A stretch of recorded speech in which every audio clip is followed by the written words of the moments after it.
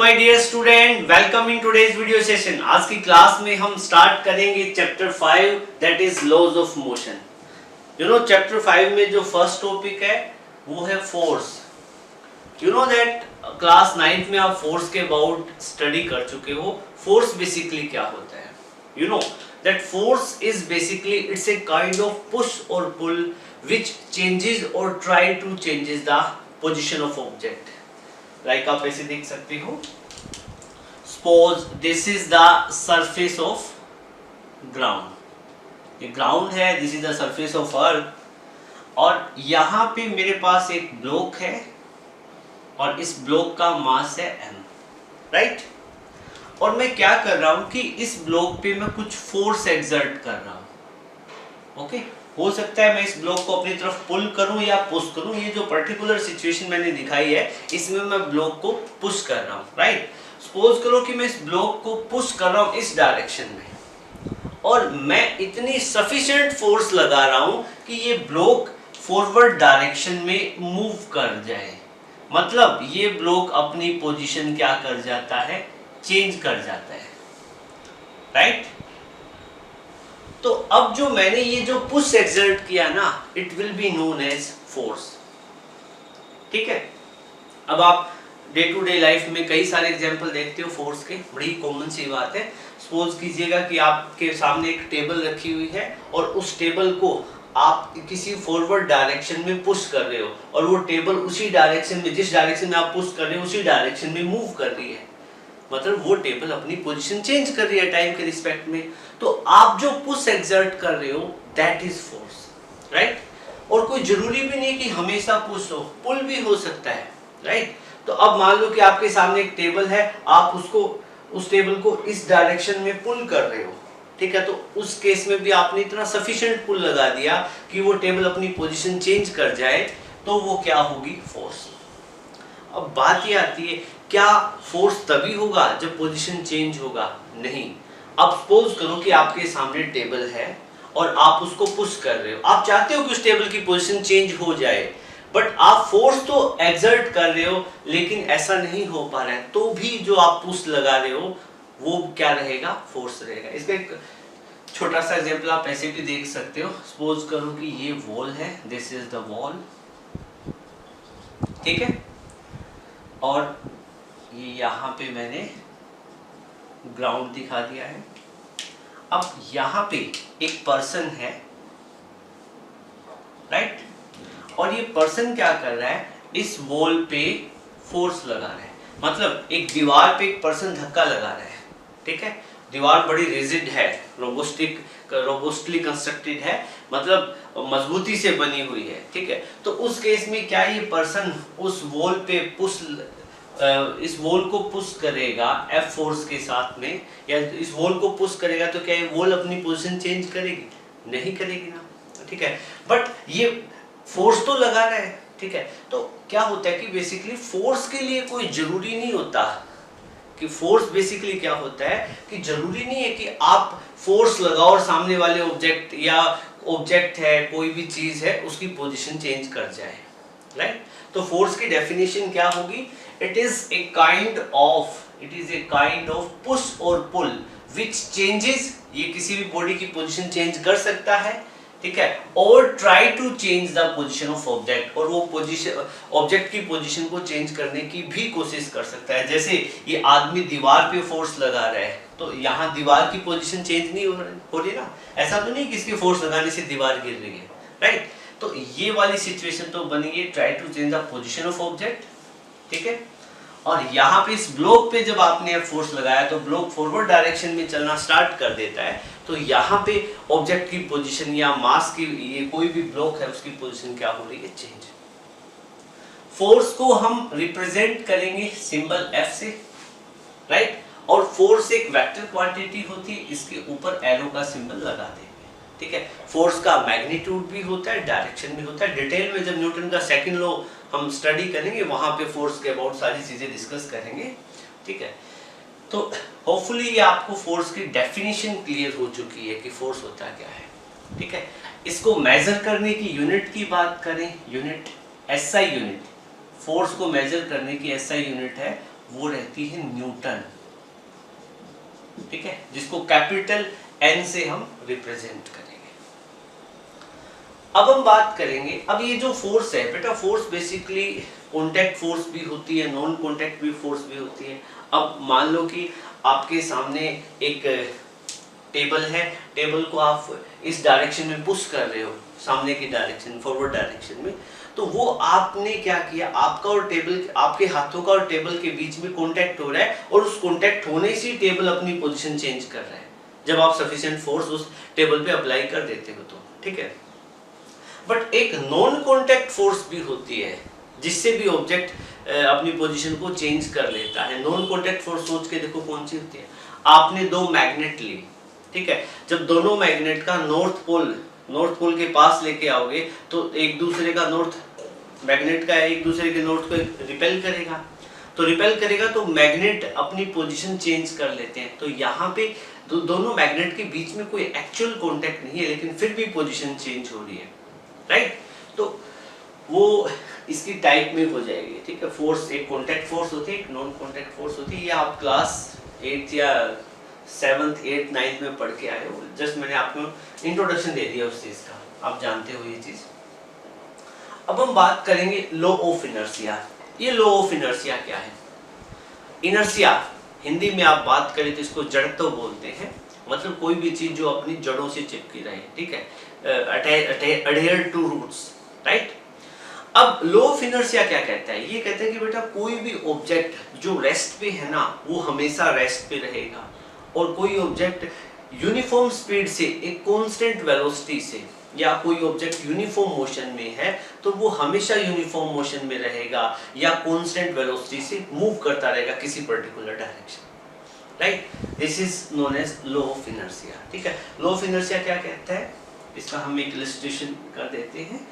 Suppose this is the surface of earth, और इस पे एक ब्लॉक है, और इस ब्लॉक का मास m है, और ये ब्लॉक की वेलोसिटी कितनी है, 0 है, या यूं कह सकते हैं हम रेस्ट पे है, ठीक है। तो लॉ ऑफ इनर्शिया कहता है कि ये ब्लॉक रेस्ट पे है तो हमेशा ये रेस्ट पे रहेगा, राइट। और दूसरी सिचुएशन में अब कह रहे हैं कि सपोज कीजिएगा ये ब्लॉक एक कांस्टेंट वेलोसिटी से मूव कर रहा है, इस ब्लॉक की वेलोसिटी क्या है, कांस्टेंट है, और यू कैन से फिक्स है, और कितनी वेलोसिटी है, v वेलोसिटी है।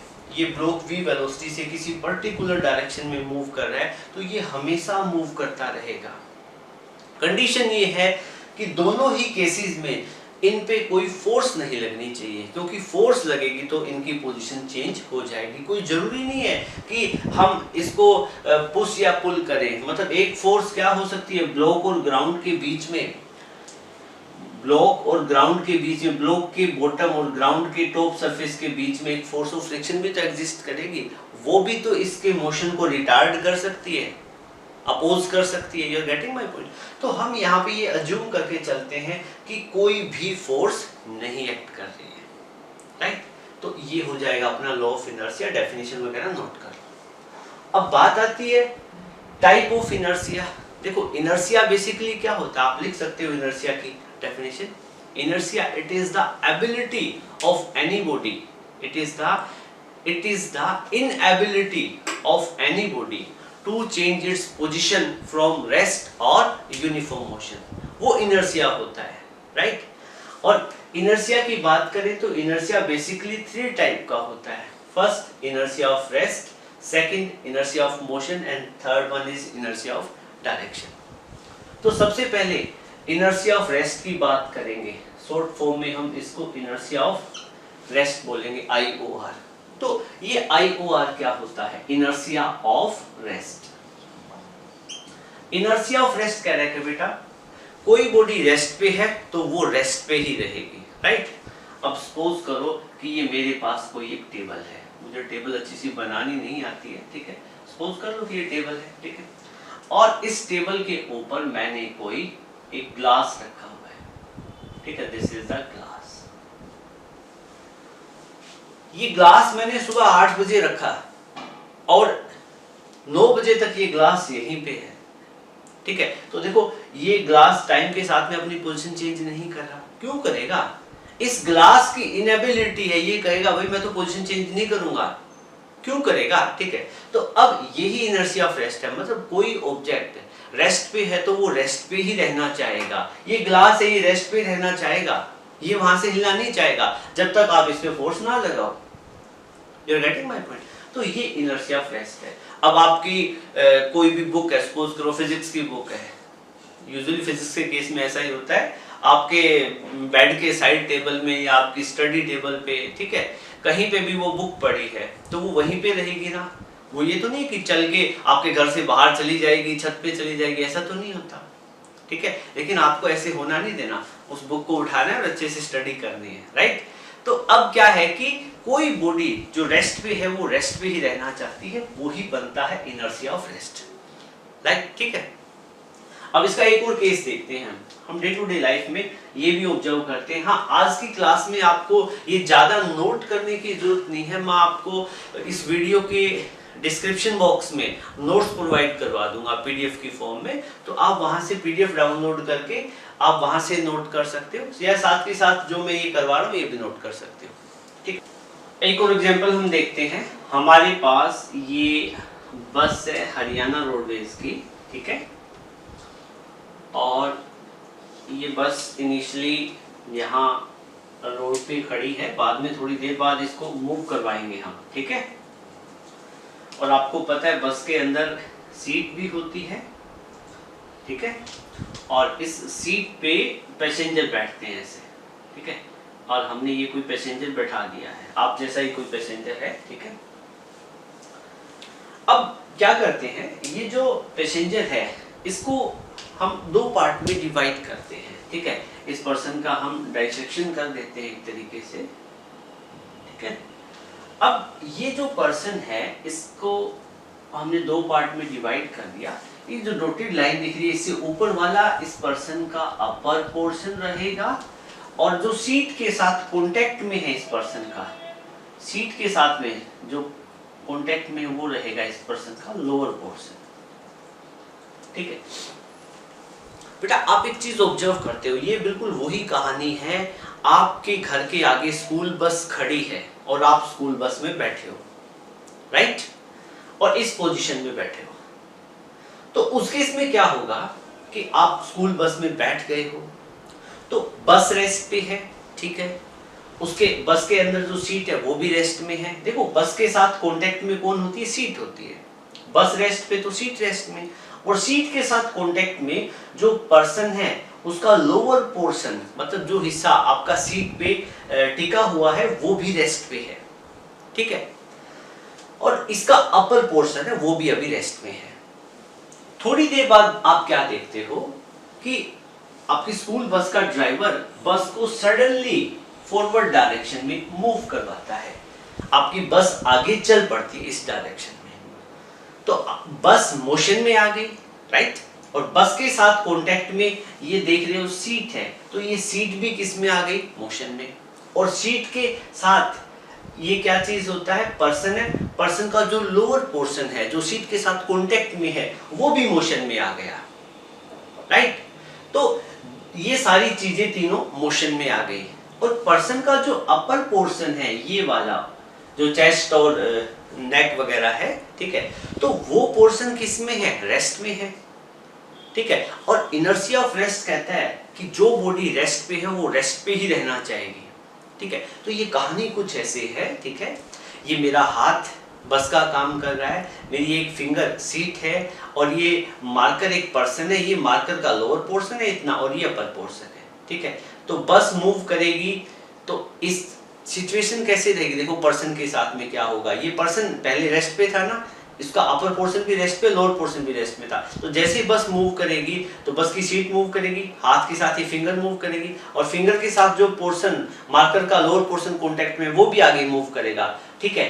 तो देखो सिचुएशन क्या बनी, ये जो अपर पोर्शन है वो इनर्शिया ऑफ रेस्ट के कारण रेस्ट में रहना चाहेगा, लोअर पोर्शन मूव कर जाएगा, तो ये पर्सन कहाँ है? This person will fall in backward direction, ठीक है। आप स्कूल बस में बैठते हो, ड्राइवर बस चलाता है तो आप एकदम से पीछे जाते हो, right, due to inertia of rest. तो अब ये जब भी ऐसा सिचुएशन हो तो आप मेरे को याद कर लेना कि इसका कॉन्सेप्ट सिर्फ मलिक सर ने बताया था। चलो ठीक है, ओके। तो ये तो था इनर्शिया ऑफ रेस्ट, ठीक है। अब बेटा इसके बाद में हमारे पास कुछ और भी एग्जांपल आते हैं इनर्शिया ऑफ रेस्ट के, हम वो भी डिस्कस करेंगे।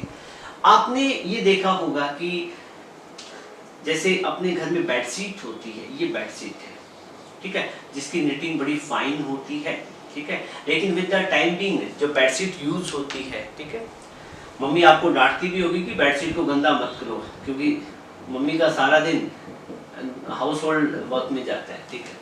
तो अब एक बात बताओ, ये जो बेडशीट है, बेडशीट रेगुलरली यूज होगी तो उसमें डस्ट पार्टिकल फंस जाएंगे, ठीक है, तो उसको कुछ टाइम के बाद साफ भी करना पड़ता है। तो साफ करने के दो मेथड है, या तो दो पर्सन उस चादर को पकड़ेंगे, बेडशीट को पकड़ेंगे और ऐसे ऐसे हिलाएंगे, तो उस केस में क्या होगा, ये चादर हिलेगी, ठीक है, चादर मूव करेगी, मोशन में आ जाएगी, बट ये डस्ट पार्टिकल जो चादर के अंदर, जो बेडशीट के अंदर फंसे हुए हैं, वो इनर्शिया ऑफ रेस्ट के कारण वहीं पे रुकने की कोशिश करेंगे। तो डस्ट पार्टिकल यहीं रुकने की कोशिश करेंगे, चादर मोशन में आ जाएगी, चादर मोशन में आ जाएगी, तो इन दोनों का कांटेक्ट ब्रेक हो जाएगा, राइट। तो उस केस में क्या होगा, डस्ट पार्टिकल अलग हो जाएंगे और आपकी बेडशीट क्या हो जाएगी, बिल्कुल साफ हो जाएगी। ये चीजें फील की होगी ना आपने, ठीक है। और एक और भी केस आपने देखा होगा, जैसे ये आपके पास में ग्लास है, ये सारी चीजें आपको मैं जो नोट्स भेजूंगा ना, नोट्स में मिल जाएगी। नोट्स की हेल्प से आप अपने सेल्फ नोट्स मेंटेन कर लेना। रेफरेंस बुक भी आप पढ़ना, कोई चीज आपको एक्स्ट्रा लगे कि आप जो मैंने जो नोट्स तैयार करवाए हैं उनमें और आप जो तैयार करें उनमें कुछ ऐड करनी हो तो आप कर सकते हो, ठीक है, अपनी विल के अकॉर्डिंग। ये ग्लास है, ठीक है, और ग्लास के ऊपर हमने एक कार्डबोर्ड रखा हुआ है और कार्डबोर्ड के ऊपर एक कॉइन है। तो जैसे आप कार्डबोर्ड पे मतलब ऐसे क्लिक करोगे तो उस केस में कार्डबोर्ड तो आगे चला जाएगा, कार्डबोर्ड किस में आ जाएगा, मोशन में, क्योंकि आपने फोर्स किस पे लगाई है, कार्डबोर्ड पे। और थोड़ी देर बाद आप देखोगे कि ये कॉइन कहाँ डल जाएगा, ग्लास में। ऐसा क्यों, क्योंकि इनर्शिया ऑफ रेस्ट के कारण ये कॉइन यहीं रुकने की कोशिश करेगा और कार्डबोर्ड मोशन में आ जाएगा। तो फिर अल्टीमेटली कार्डबोर्ड, ये जो कॉइन है कहाँ गिर जाएगा, ग्लास में, और कार्डबोर्ड आगे चला जाएगा। ओके, इसको नोट करो, इसके बाद में हम डिस्कस करेंगे इनर्शिया ऑफ मोशन। तो now we will discuss about inertia of motion and inertia of direction. Inertia of rest हम पढ़ चुके हैं, बात करेंगे इनर्शिया ऑफ मोशन। देखो इनर्शिया ऑफ मोशन क्या है, when the frictional forces are absent, मतलब कोई एक बॉडी मूव कर रही है और उस केस में क्या, फ्रिक्शनल फोर्स एब्सेंट है, ठीक है, फ्रिक्शनल फोर्सेस एग्जिस्ट नहीं कर रही है। तो सपोज करो कि एक कार है, वो किसी पर्टिकुलर डायरेक्शन में मूव कर रही है रोड पे, और रोड और कार के टायर के बीच में कोई फ्रिक्शन नहीं है। तो इस केस में क्या होगा, then that car will move with uniform, that car will be in uniform motion or that car will move with constant velocity always। मतलब क्या है, कोई बॉडी मोशन में है तो वो हमेशा मोशन में रहेगी, ठीक है, इन स्ट्रेट लाइन, राइट। और कब इस केस में, इनर्शिया ऑफ मोशन के केस में क्या है कि फ्रिक्शनल फोर्सेस क्या होनी चाहिए, एब्सेंट होनी चाहिए, राइट। इसको समझने के लिए हम देखेंगे एक एग्जांपल भी है हमारे पास इनर्शिया ऑफ मोशन को जो जस्टिफाई करेगा। ये मेरे पास एक बस है, बस की सीट है, सीट पे पैसेंजर बैठा हुआ है, ठीक है, और सिचुएशन कैसी है कि जब आपने बस को देखा, ये बस मूव कर रही थी, ठीक है। अब हमें ये फ्रिक्शन वाली सिचुएशन नहीं देखनी है, you are getting my point. मैं इनर्शिया ऑफ मोशन को जस्टिफाई कर रहा हूं, यहाँ पे डेफिनेशन आपको नोट्स में मिल ही जाएगी। अब ये बस मूव कर रही है, तो बस के साथ ये कॉन्टेक्ट में ये सीट है, ये सीट भी मूव कर रही है, राइट। और ये वेलोसिटी कैसी है, कांस्टेंट है बस की। अब उस केस में ये बस मूव कर रही है, बस के साथ में ये जो सीट है, ये सीट भी मूव कर रही है, और ये जो पर्सन है इसका हमने डाइसेक्शन किया था, तो एक तो पर्सन का अपर पोर्शन बनता है और दूसरा बनता है लोअर पोर्शन, राइट। तो बस का लोअर पोर्शन सीट के साथ कांटेक्ट में, तो ये लोअर पोर्शन भी कांस्टेंट वेलोसिटी से मूव करेगा, मतलब इस बस के साथ में क्या रहेगा, मोशन में रहेगा, बस के साथ में क्या रहेगा, मोशन में रहेगा। बस मूव कर रही है, बस के साथ उसकी सीट मूव कर रही है, और उसके सीट के साथ कांटेक्ट में पर्सन का लोअर पोर्शन है, ये भी किस में है, मोशन में है। ठीक है, ये भी मूव करेगा, अपर पोर्शन भी साथ ही है, ऐसा नहीं है कि अपर पोर्शन अलग रह जाएगा कहीं पे। अब सिचुएशन क्या होने वाली है, ठीक है, सिचुएशन ऐसे है कि ये पर्सन भी फॉरवर्ड डायरेक्शन में मूव कर रहा है।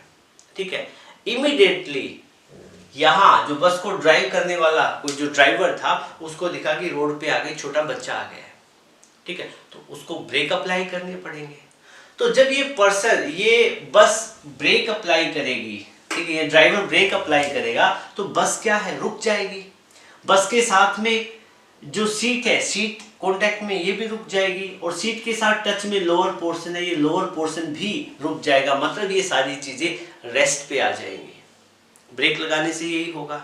ठीक है, अब देखो ये जो अपर पोर्शन था ये क्या करेगा, इनर्शिया ऑफ मोशन के कारण इसी डायरेक्शन में मूव करता रहेगा।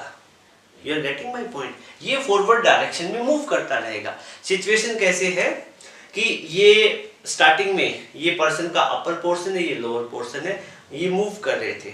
ठीक है, फिर इसके आपने लोअर पोर्शन को रेस्ट में ला दिया, तो अपर पोर्शन आगे ही मूव करता रहेगा। ठीक है, तो मान लो लोअर पोर्शन रेस्ट पे आ जाए, अपर पोर्शन मूव क्या है कि मोशन में रहेगा, तो उस केस में ये पर्सन कहाँ गिरेगा, आगे की तरफ।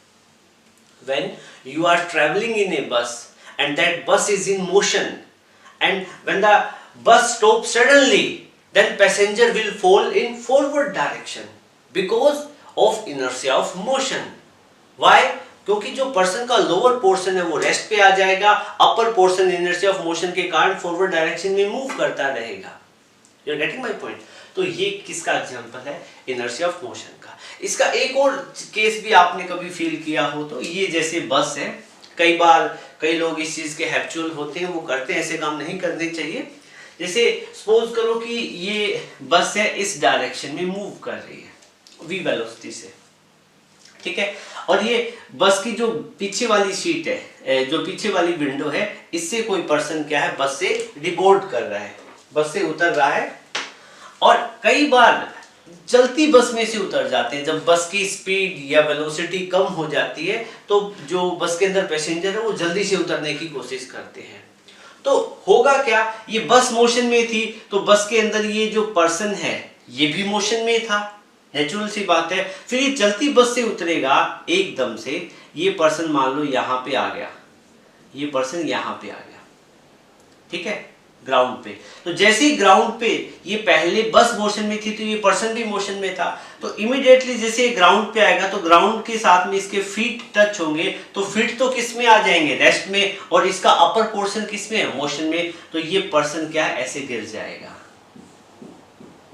ठीक है ना, तो इसका फेस क्या है, जिस डायरेक्शन में मोशन होगा उसी डायरेक्शन में रहेगा। You getting my point. ठीक है, क्योंकि लोअर पोर्शन जैसे इसका जो जैसे ही ये पैसेंजर है बस से नीचे उतरेगा तो इसके पैर ग्राउंड के साथ टच होते हैं, वो रेस्ट पे आ जाएंगे, और अपर पोर्शन मोशन करेगा तो ये ऐसे गिर जाएगा। राइट, फिर अपने पास inertia of direction. Inertia of direction क्या कहता है, कि कोई बॉडी किसी पर्टिकुलर डायरेक्शन में मूव कर रही है और इन ए स्पेसिफिक डायरेक्शन, तो वो बॉडी हमेशा उसी स्पेसिफिक डायरेक्शन में मूव करती रहेगी। कब, जब तक आप उस पर एक्शन फोर्स ना लगाओ। ठीक है, जैसे आपने ये बचपन में ये खेल खेला होगा, आप एक धागा ले लेते हो, धागे के साथ में कोई बॉल या स्टोन बांध लेते हो, और फिर उस स्टोन को ऐसे ऐसे उसका हॉरिजॉन्टल सर्कल बनाते हो, हॉरिजॉन्टल भी बनाते हो, वर्टिकल सर्कल भी बनाते हो, वेल्ड करते हो। राइट, ये पर्सन है, ये ग्रीन जो ब्लू कलर में थ्रेड दिख रहा है, ब्लैक कलर की ये बॉल है। ठीक है, और ये पर्सन ऐसे ऐसे इसको सर्कुलर हॉरिजॉन्टल सर्कल बना रहा है।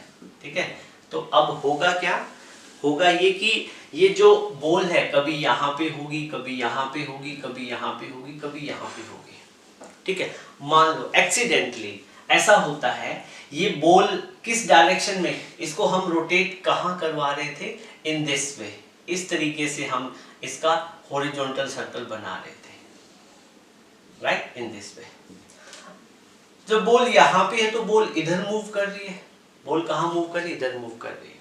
ठीक है, तो क्या होगा बेटा, मान लो कि इस थ्रेड का और बॉल का मोशन थ्रेड और बॉल का कांटेक्ट ब्रेक कर जाएगा तो ये बॉल इस डायरेक्शन में मूव कर रही थी ना, तो ये बॉल आगे इसी डायरेक्शन में चली जाएगी। क्यों? क्योंकि इनर्शिया मोशन क्या कहता है कि जो ऑब्जेक्ट जिस डायरेक्शन में वो उसी डायरेक्शन में मूव करेगा। ठीक है, और मान लो कि यहाँ पे इनका कांटेक्ट ब्रेक होता, देखो आपको पता है थ्रेड यहाँ पे भी, अब मान लो कि यहाँ ना कांटेक्ट ब्रेक होके यहाँ पे ब्रेक होता तो इस पॉइंट पे बॉल इस डायरेक्शन में मूव कर रही थी तो बॉल ये टेंजेंशियल इधर चली जाएगी, यहाँ पे ब्रेक होता तो बॉल इधर चली जाती। ठीक है, और हाँ ठीक है, ये तो मोशन है, यहीं पे दिखाएंगे हम। ठीक है, और यहाँ पे कांटेक्ट ब्रेक होता तो बॉल कहाँ चली जाती, इधर। यहाँ पे कांटेक्ट ब्रेक होता तो बॉल इधर चली जाती। ठीक है, बस इसका आप कांटेक्ट दिखा दो ये वाला, राइट। मतलब जब जो बॉडी किसी पर्टिकुलर डायरेक्शन में मूव कर रही है तो वो हमेशा पर्टिकुलर डायरेक्शन में मूव करेगी। ठीक है, अब इसके बाद में हमारे पास आता है Newton first law of motion. Newton first law of motion क्या कहता है, कह रहे हैं ये लॉ ऑफ इनर्शिया ही है।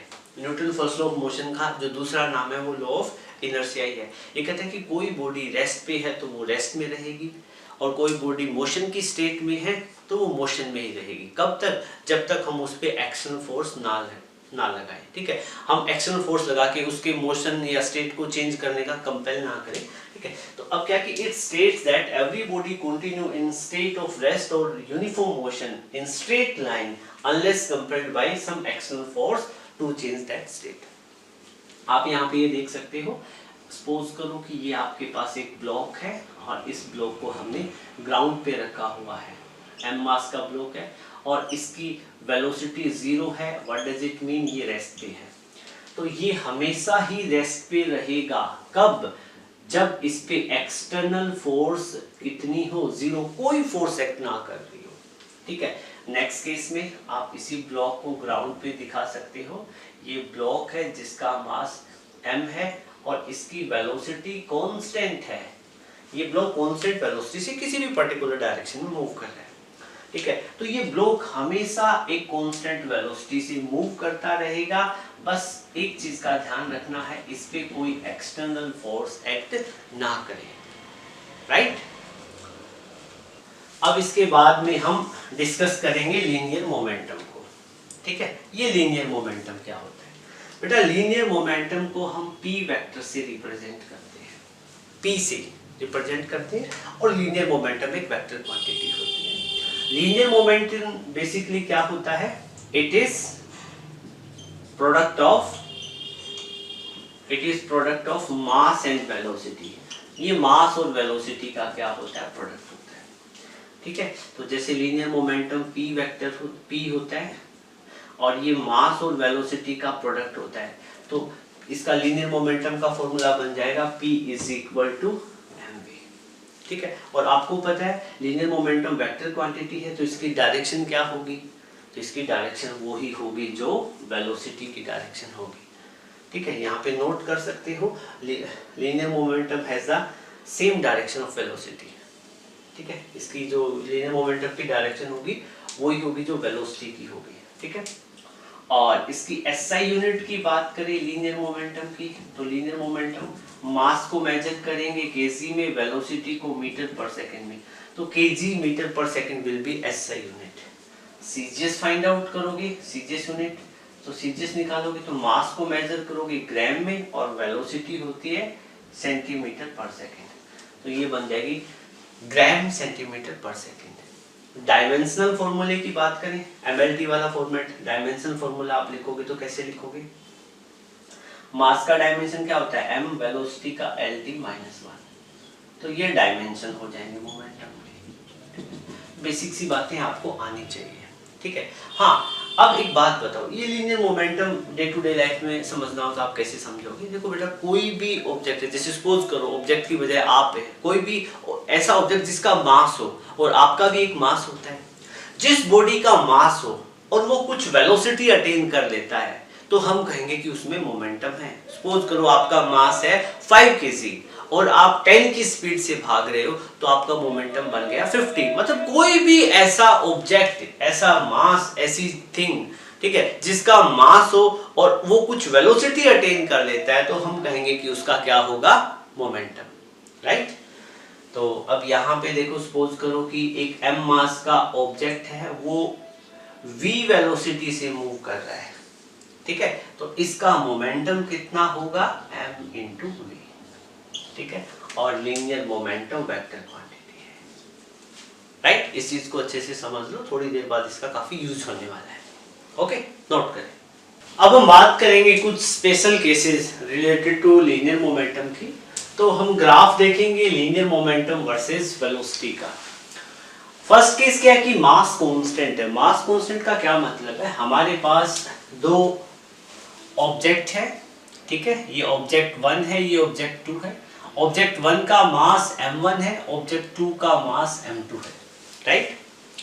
और ऑब्जेक्ट 1 की जो वेलोसिटी है, मास कांस्टेंट का मतलब दोनों का मास सेम हो जाएगा, ठीक है ना, दोनों का मास क्या है, सेम है। और इसकी वेलोसिटी, फर्स्ट ऑब्जेक्ट की वेलोसिटी v1 है, इसकी वेलोसिटी कितनी है, v2। तो फर्स्ट ऑब्जेक्ट के मोमेंटम की बात करूं तो फर्स्ट का मोमेंटम कितना होगा, p1 m into v1। Second का मोमेंटम कितना होगा, p2 m into v2। Momentum के लिए जस्ट आपको मास और वेलोसिटी की प्रोडक्ट करनी है, ठीक है। तो एक बात बताओ बेटा, ग्राफ की शेप की बात करें तो एक बात बताओ, momentum basically mass into velocity का प्रोडक्ट होता है। मास कांस्टेंट हो जाए तो ये क्या हो जाएगा, मोमेंटम क्या हो जाएगा, कांस्टेंट इनटू v, मतलब मोमेंटम डायरेक्टली प्रोपोर्शनल हो जाएगा v के, ऐसे लिख सकते हैं। मास कांस्टेंट रहेगा तो मोमेंटम वेलोसिटी के डायरेक्टली प्रोपोर्शनल होगा, वेलोसिटी बढ़ेगी तो मोमेंटम इंक्रीज करेगा, तो ग्राफ इनके बीच में होगा स्ट्रेट लाइन, ठीक है।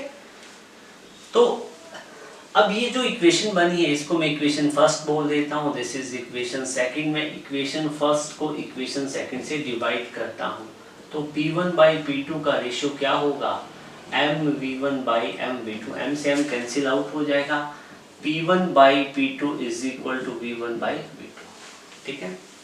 तो क्या कह रहे हैं कि जिसकी वेलोसिटी ज्यादा होगी उसी का मोमेंटम ज्यादा होगा, जब मास क्या रहे, कांस्टेंट। सेकंड केस में क्या है कि वेलोसिटी कांस्टेंट है। ये दो ऑब्जेक्ट है, ऑब्जेक्ट 1 ऑब्जेक्ट 2। ऑब्जेक्ट 1 का मास m1 है, इसका मास कितना है, m2, ठीक है। और इस ऑब्जेक्ट की वेलोसिटी कितनी है, v1, और इसकी वेलोसिटी कितनी है, v2, ठीक है। वेलोसिटी कांस्टेंट है तो दोनों की वेलोसिटी क्या हो जाएगी, सेम, ठीक है। तो फर्स्ट ऑब्जेक्ट के मोमेंटम की बात करूं तो इसका मोमेंटम बनेगा m1 इंटू वी, और सेकंड का मोमेंटम कैलकुलेट करूं तो क्या हो जाएगा, सेकंड का मास इंटू वेलोसिटी, ठीक है।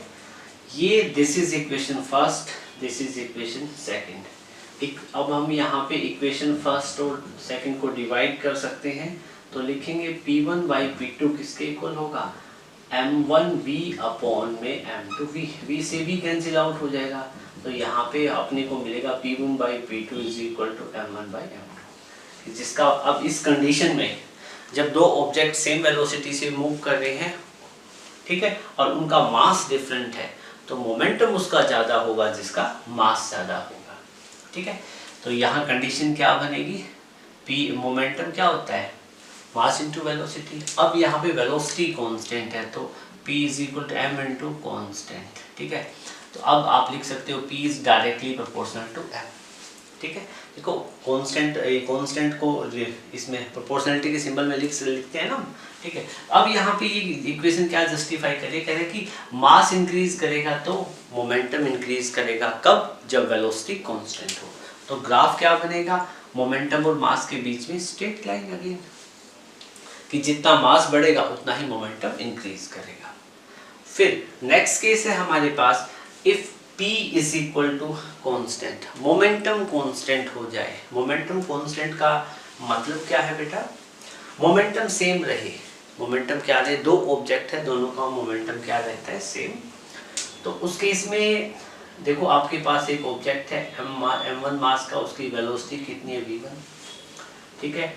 और दूसरा ऑब्जेक्ट है m2, उसकी वेलोसिटी कितनी है, v2। तो फर्स्ट का मोमेंटम कितना होगा, p1 m1 v1। सेकंड का मोमेंटम कितना होगा, p2, वो कैसे निकालोगे, m2 v2। मोमेंटम कांस्टेंट है तो मोमेंटम सेम रहेगा, जिनका जो पहले मोमेंटम था वही क्या है बाद में, ठीक है। इसका मोमेंटम कितना है p1, इसका कितना है p2, इक्वल हो जाएंगे, कांस्टेंट का मतलब सेम। ठीक है, तो आप इस कंडीशन को कैसे लिख सकते हो, m1 v1 is equal to m2 v2, या फिर m1 रीअरेंज कर दो, m1 बाई m2 क्या हो जाएगा v2 बाई v1, ये कंडीशन आपके पास आ जाएगी। तो यहाँ से आप देख सकते हो जब ऐसी कंडीशन आ जाए कि p is equal to constant हो जाए, मोमेंटम कांस्टेंट हो जाए, और मोमेंटम को हम लिख सकते हैं मास इनटू वेलोसिटी। ठीक है, तो m is equal to constant upon में v का आप लिख सकते हो m is inversely proportional to v, velocity. ठीक है ना, तो कांस्टेंट को प्रोपोर्शनलिटी के सिंबल में कन्वर्ट ऐसे करते हैं। ठीक है, तो इस केस में क्या रहेगा बेटा, ये क्या कह रहा है कि जब वेलोसिटी बढ़ेगी तो मास क्या हो जाएगा, डिक्रीज हो जाएगा। तो ग्राफ की शेप ऐसे रहेगी, x, आपको ये ग्राफ याद है, x is inversely proportional to y, या x is equal to 1 by y हो, तो ग्राफ की शेप कुछ ऐसे आती है। ठीक है, तो देखो जैसे जैसे इस डायरेक्शन में मास इंक्रीज कर रहे हैं तो वेलोसिटी की वैल्यू क्या है, डिक्रीज करेगी। या यूँ देखो कि वेलोसिटी की वैल्यू देखो इस डायरेक्शन में मास तो इंक्रीज करेगा लेकिन वेलोसिटी क्या करेगी, डिक्रीज करेगी। देखो यहाँ पे वेलोसिटी की वैल्यू ज़्यादा है तो मास कम है, यहाँ पे वेलोसिटी की वैल्यू कम है लेकिन मास क्या हो जाएगा, ज़्यादा। तो ये ग्राफ है, इनकी शेप आपको याद रखनी है। तो आज की क्लास में हम इतना ही डिस्कस करेंगे, नेक्स्ट वीडियो में मिलेंगे हम एक नए टॉपिक के साथ में। ओके, सो आज जितना मैंने करवाया है, आप जो मैं नोट्स भेजूंगा वो, और जो आज की क्लास में मैंने करवाया है उनको भी देख लेना अच्छे से, और साथ ही साथ आपको रेफरेंस बुक भी पढ़नी है। इन सब को कंबाइन करके आपको अपने सेल्फ नोट्स प्रिपेयर करने हैं। ठीक है, सो नेक्स्ट वीडियो में मिलेंगे हम एक नए टॉपिक के साथ में। So thank you, have a great day ahead.